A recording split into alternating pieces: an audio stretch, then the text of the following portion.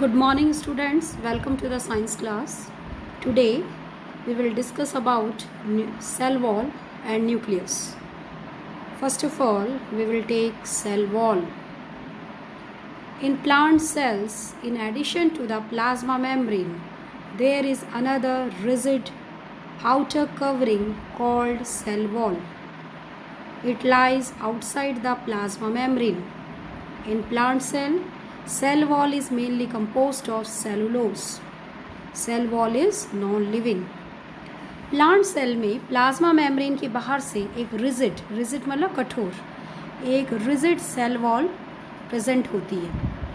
ठीक है, rigid outer covering present होती है जिसको कि सेल वॉल बोलते हैं. ओके, ये सेल वॉल केवल प्लांट सेल में प्रेजेंट होती है, ये एनिमल सेल में एब्सेंट होती है. और ये मेनली किससे बनी होती है? Cell wall is made up of cellulose की बनी होती है.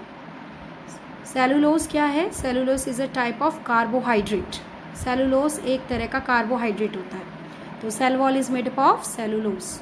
सो it is very rigid outer covering which is present in plant cell only, and the nature of the cell wall, it is non living. Now what are the functions of cell wall? It gives shape to the cell. First, it gives definite shape to the cell. Cell wall बाहर से present है, इसी कारण cell का एक निश्चित shape होता है. It helps in giving rigidity to the cell. It provides rigidity to the cell. Rigidity means cell अपना शेप जो है इंटैक्ट बनाए रखता है, चेंज नहीं करता. रिजिड जो उसका शेप है वही बना रहता है सेल वॉल के कारण. So it provides rigidity to the cell. It gives mechanical strength. Third function is that cell wall gives mechanical strength. Strength देता है सेल को, स्ट्रॉन्ग बनाए रहता है. सेल जो एडवर्स कंडीशंस हैं उसमें जल्दी से सेल जो है वो डेड नहीं होता सेल वॉल के कारण. Okay, it also support the internal structure of the cell. Cell wall supports the internal structure of the cell. Cell के अंदर बहुत सारी स्ट्रक्चर्स होती हैं जो हम आगे इस चैप्टर में पढ़ेंगे. उन सब को सपोर्ट करता है, उन सब को प्रोटेक्शन देता है cell wall. It protects the cell from osmotic bursting. ये सेल को ऑस्मोटिक ब्रस्टिंग से सुरक्षित रखता है. ऑस्मोटिक ब्रस्टिंग का मतलब है, ऑस्मोसिस जो वर्ड है वो वाटर के लिए यूज़ में लिया जाता है ज़्यादातर.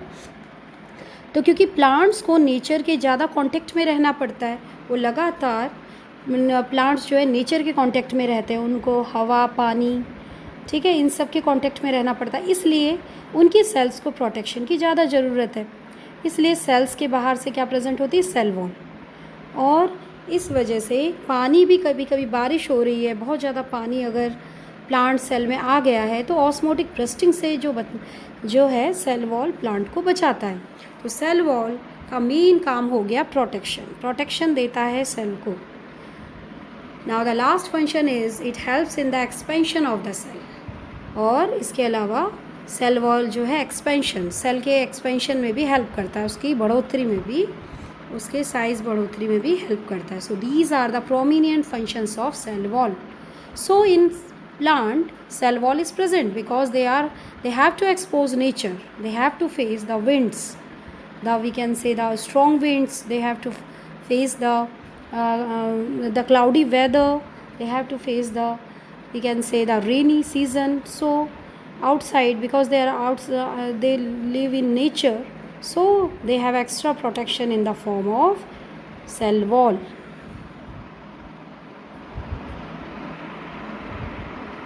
Now next topic is plasmolysis. This is the important definition. Plasmolysis: when a living plant cell loses water through osmosis, then there is shrinkage or contraction of the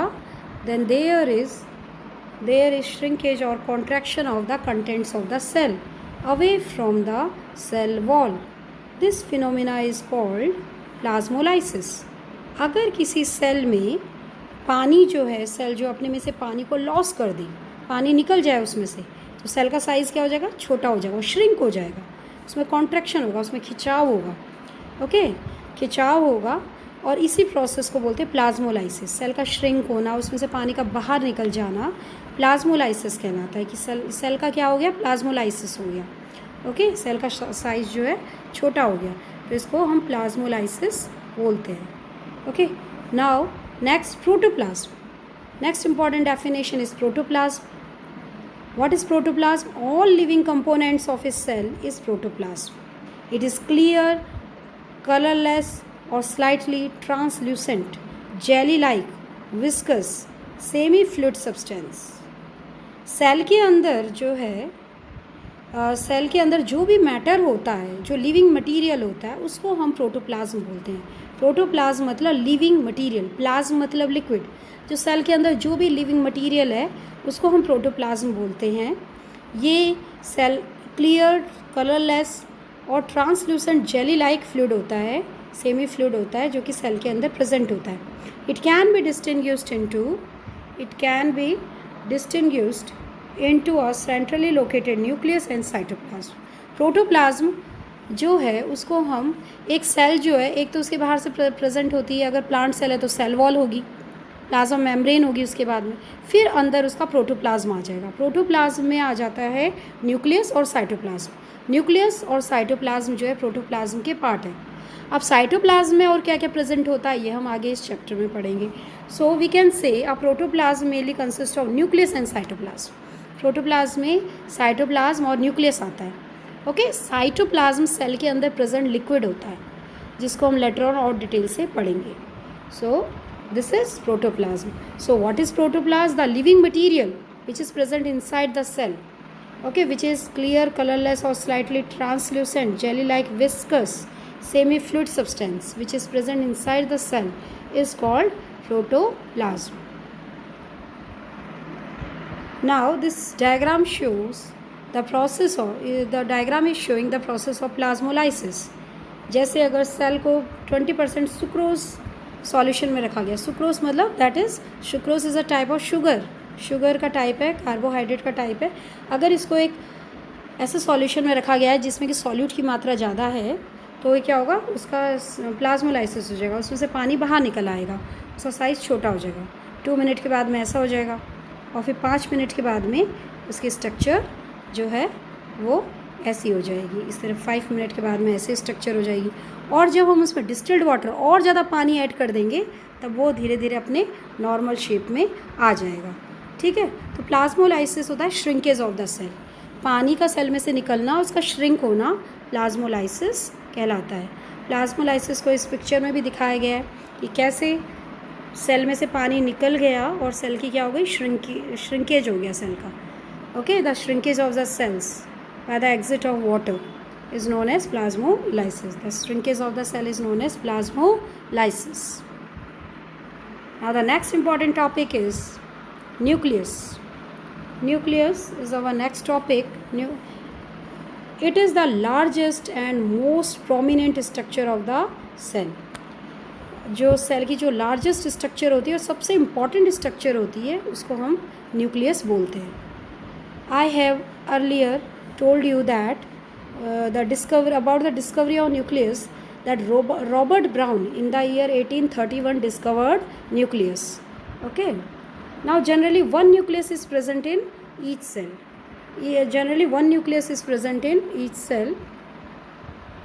Generally present in the center of the younger cell, but it is pushed outside the periphery in the mature cells. Generally जो younger sales होते हैं उनमें centre में present होता है nucleus. Okay, और जैसे जैसे मैच्योर होता जाता है सेल, ये पेरिफ्री का मतलब होता है किनारे की तरफ धकेलता रहता है, किनारे की तरफ जाता रहता है. So mostly its position is at the centre. Nucleus का मतलब ही होता है सेंट्रल पार्ट. न्यूक्लियस मीन्स, इसको हिंदी में हम केंद्रक भी बोलते हैं. दैट इज़ सेंट्रल पार्ट में जो प्रेजेंट है, that is nucleus. Now it governs the cell. That is why it is called controlling center of the cell, the governor of the cell. Which part is known as the governor of the cell? It is nucleus. It controls all the cellular activities, so it is called nucleus. Now it is bounded by double layer membrane. ये double layer membrane से ये bound रहता है, इसके चारों तरफ जो है डबल मेम्ब्रेन से घिरा रहता है, जिसको लेटर ऑन इसके स्ट्रक्चर में इसको डिटेल से पढ़ेंगे. The membrane have pore which are called nuclear pore. Okay, membrane में जो पोर प्रेजेंट होते हैं, छेद प्रेजेंट होते हैं, जिनको न्यूक्लियर पोर बोला जाता है. Now the important parts of nucleus. The various parts of the nucleus are nuclear membrane, then nucleoplasm, then chromatin network and nucleolus. So these are the prominent part of nucleus. In a nucleus, these 4 parts are mainly present: nuclear membrane, nucleoplasm, chromatin material and nucleolus. One by one we will study all these parts. Okay, so this is the structure of the nucleus. Structure of the nucleus, बीचों बीच जो है nucleolus है, and then these are the various parts which are present. This is the structure of the cell, and in middle nucleus is present, and the detailed structure of nucleus is given in this slide. This is nucleus, and this is important for exam point of view also. Nucleus की structure. Now the various parts of nucleus. In this diagram you are seeing that nucleus is surrounded by double membranous structure. Double membrane present होती है nucleus में. This double membranous structure which is called nuclear envelope. Nuclear envelope, the double membranous structure is called nuclear envelope. Okay, outer nuclear membrane and inner nuclear membrane, 2 membrane इसमें present होती है. Now in the nucleus the liquid is present in the nucleus. This liquid is present inside the nucleus, which is called nucleoplasm. Liquid which is present inside the nucleus is called nucleoplasm. Nucleoplasm, the liquid which is present inside the nucleus is called nucleoplasm. Now in the center of the nucleus, nucleolus is present. In the center of the nucleus, nucleolus. Here is a spherical structure. Nucleus खुद एक spherical structure है, उसके अंदर एक और spherical structure present होती है which is called nucleolus. So the central part which is present inside the nucleus is called nucleolus. Okay, जो न्यूक्लियर मेम्ब्रेन है ये कंटिन्यूस नहीं होती, पूरी की पूरी कंटिन्यूस नहीं होती. आप देख रहे हैं बीच बीच में इसमें जो पोर्स प्रेजेंट है. ठीक है, pores are present and these are called nuclear pore. ठीक है, न्यूक्लियर पोर है, छेद प्रेजेंट होते हैं जिससे कि सब्सटेंसेस अंदर सेल के न्यूक्लियस के अंदर आ सके या न्यूक्लियस से बाहर जा सके, लिक्विड्स वगैरह. तो ये न्यूक्लियर पोर प्रेजेंट होते हैं न्यूक्लियस में. Okay, now there are some ribbon like structure which are present inside the nucleus. You are seeing in this diagram, this is जो आप देख रहे हो ऐसे एंटेंगल्ड स्ट्रक्चर्स प्रेजेंट है न्यूक्लियस के अंदर. ठीक है, ऐसे इनको बोलते हैं chromatin. This is called chromatin material. Chromatin materials कहलाते हैं these ribbon like structures which are present in the nucleoplasm of nucleus. This is called chromatin material. So these are the various parts of a nucleus and structure of the nucleus. Very important. Now detailing about the various parts of a nucleus. First of all, nuclear membrane. It is double layer membrane that separates nucleoplasm from cytoplasm. It has number of pores which help in exchange of materials between nucleus and cytoplasm. It disappears during cell division. Nucleus के बाहर से जो membrane present होती है उसको हम nucleoplasm कहते हैं. इसमें कुछ पोर्स प्रेजेंट होते हैं जिससे कि सब्सटेंसेस का न्यूक्लियस एंड साइटोप्लाज्म के अंदर बाहर जो है एक्सचेंज हो पाता है आसानी से. ठीक है, इन पोर्स को बोलते हैं न्यूक्लियर पोर बोलते हैं. Nuclear pore. सेल डिवीजन के दौरान न्यूक्लियर मेम्ब्रेन जो है डिसअपियर हो जाती है. Cell division, during cell division. Now the next important part of nucleus is nucleoplasm. The fluid which is present inside the nucleus is called nucleoplasm. The fluid which is present inside the nucleus is called nucleoplasm. That is also called karyolymph, जिसको karyolymph भी बोला जाता है. It is a gel-like dense substance present within the nucleus. Jelly-like material होता है जो कि nucleus के अंदर ये लिक्विड प्रेजेंट होता है. ये सेमी सॉलिड फॉर्म में होता है. In this chromatin material and nucleolus are present. Nucleoplasm में ही रिबन लाइक स्ट्रक्चर जो है क्रोमेटिन मटेरियल प्रेजेंट होती है और इसी में ही न्यूक्लियोलस जो न्यूक्लियस के अंदर एक और स्फेरिकल स्ट्रक्चर प्रेजेंट होता है, दैट इज़ न्यूक्लियोलस, ये भी किस में प्रेजेंट होता है, इस लिक्विड में, जिसको कि हम कहते हैं न्यूक्लियोप्लाज्म। न्यूक्लियोप्लाज्म में ये प्रेजेंट होता है। Now the next important part is chromatin network or chromatin material. The ribbon-like structure which is present inside the nucleus is called chromatin material or chromatin network. It is the entangled mass of thread-like structures. Entangled, ये आपस में ऐसे उलझा हुआ सा है ना, entangled रहता है, तो इसको बोलते हैं entangled mass of thread-like structures which is called chromatin material. During cell division, it is organized to form chromosomes. Chromosomes are made up of DNA and proteins. This is very important. Nucleus के अंदर chromatin material present होता है। ये chromatin material cell division के दौरान जो है, जो कि एकदम स्कैटर्ड होता है, एंटेंगल्ड होता है, उलझा हुआ सा, सेल डिवीजन के दौरान ये एकदम ऑर्गेनाइज्ड हो जाता है और ये बनाता है क्रोमोसोम्स। क्रोमोसोम्स बनाता है। क्रोमोसोम्स बहुत इंपॉर्टेंट है, जो कि न्यूक्लियस के अंदर प्रेजेंट होते हैं, रिबन लाइक स्ट्रक्चर जो क्रोमोसोम्स। और ये क्रोमोसोम्स जो है ये बने हुए होते हैं डीएनए और प्रोटीन के। और DNA, that is the full form of DNA is deoxyribonucleic acid. Deoxyribonucleic acid. D for deoxyribo, N for nucleic, A for acid. ठीक है, deoxyribonucleic acid is the full form of DNA. तो DNA कहाँ present होता है? DNA is present in chromosome, क्योंकि chromosome किस किस का बना होता है? डीएनए और प्रोटीन का।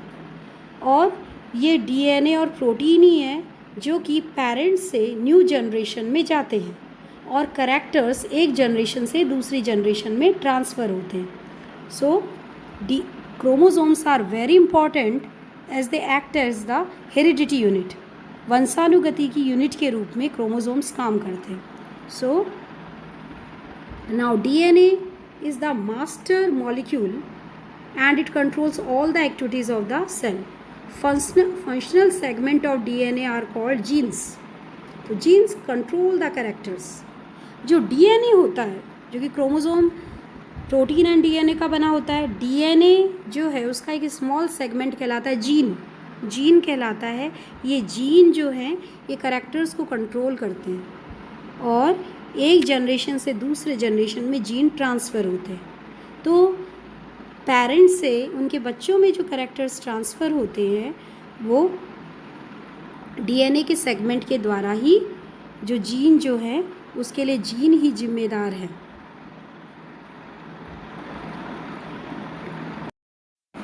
सो DNA is the master molecule and it controls all the activities of the cell.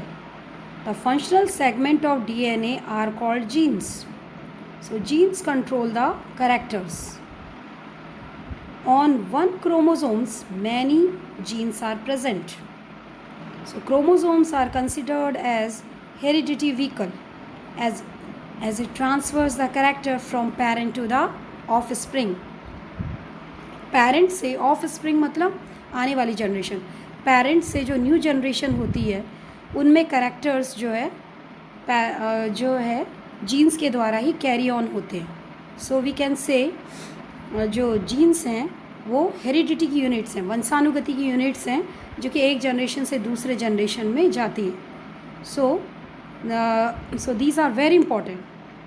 So chromatin material, हम इसको एक बार फिर से देखते हैं कि क्रोमेटिन मटेरियल जो है वो न्यूक्लियस के अंदर प्रेजेंट होता है। सेल डिवीजन के दौरान ये क्रोमोसोम्स में ऑर्गेनाइज्ड हो जाता है। क्रोमोसोम जो है वो डीएनए एंड प्रोटीन का बना होता है। डीएनए जो ऑल सारी एक्टिविटीज़ को और कंट्रोल में करता है और इसका एक सेगमेंट, डीएनए का एक सेगमेंट जीन कहलाता है।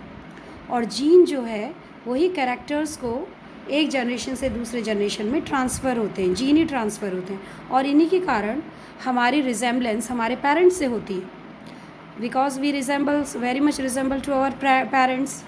Okay, it is due to the gene transfer. So the nucleus control all these activities. So nucleus is very important because it contains chromosomes and chromosomes contain gene which we can say which carry the information from one generation to another. So it is very much important. Now next structure which is present inside the nucleus is nucleolus. Nucleolus is spherical or the oval structure which is present within the nucleus. It is generally bigger in size in those cells which are actively concerned with protein synthesis. It is more prominent in non-dividing cells. जो cell divide नहीं होते उनमें बहुत prominent होता है. It contains large amount of RNA and protein and also a small amount of DNA. जो nucleolus होता है स्फेरिकल स्ट्रक्चर, वो मेनली उसमें RNA एंड प्रोटीन होता है और थोड़ा उसमें DNA भी होता है. RNA अब the full form of RNA is ribo nucleic acid. DNA की तो है डीऑक्सी राइबो न्यूक्लिक एसिड और इसकी है केवल राइबो न्यूक्लिक एसिड, क्योंकि इसमें एक ऑक्सीजन DNA में एक ऑक्सीजन कम होता है. डीऑक्सी, डी मतलब ऑक्सी मतलब ऑक्सीजन, डीऑक्सी एक ऑक्सीजन को हटा दो, एक ऑक्सीजन कम कर देंगे तो DNA बन जाएगा. ठीक है, तो RNA में वो ऑक्सीजन प्रेजेंट होता है, इसलिए इसको केवल RNA को राइबो न्यूक्लिक एसिड बोलते हैं और DNA को बोलते हैं डीऑक्सी राइबो न्यूक्लिक एसिड, उसमें एक ऑक्सीजन कम होता है. Okay, so nucleolus RNA protein और DNA का बना होता है mainly. Now functions of nucleus, ये तो सब थे various parts of nucleus. Now what are the functions of nucleus? The important functions of nucleus are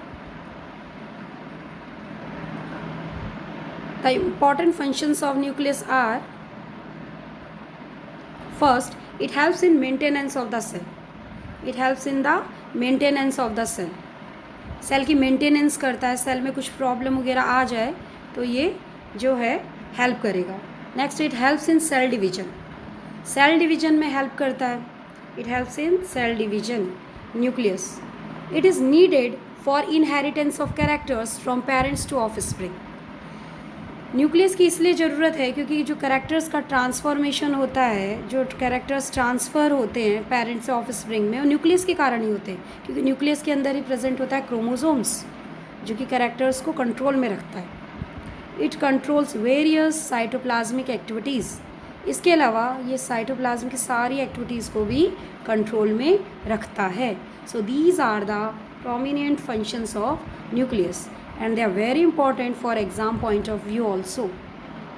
So now this figure is also showing the structure of nucleus. The nuclear envelope, central part, the nucleolus central part, and chromatin material जो ribbon like जो entangled structure आप देख रहे हैं, ये chromatin material है. इसके अंदर जो liquid है वो nucleoplasm है. So this figure also showing the structure of nucleolus. So student, go through the topic carefully, go through the slide or the video carefully and try to understand the concept. Okay, thank you.